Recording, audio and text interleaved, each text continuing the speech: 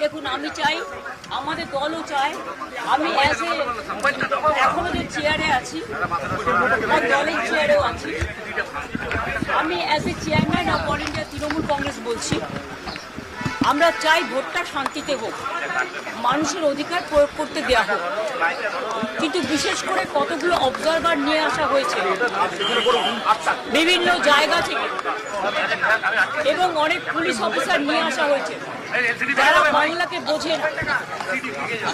যেমন গতকাল রাত্রে যে অত্যাচার করেছে সারা বাংলা জুড়ে, আমি কিন্তু সারা রাত জেগেছিলাম এবং অবজারভাররা থানায় গিয়ে প্রেশার ক্রিয়েট করছে শুধু আমাদের পার্টিকে টার্গেট করে যে সব তৃণমূল কংগ্রেসের এজেন্টকে গ্রেপ্তার করো।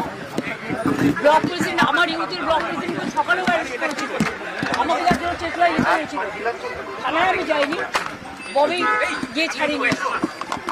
এইভাবে বাবাইয়ের বাড়িতে কালকে রাত্রিবেলা, বাবাই এটা 17 নম্বর ওয়ার্ডের কাউন্সিলর, এত পপুলার ছেলে এই এলাকায়, তার বাড়িতে গিয়ে রাত্রি 2টোর সময় CRPF force without state police, without local police, they attacked his house. এবং ওর বউ একা বাড়িতে ছিল বাচ্চাকে নিয়ে।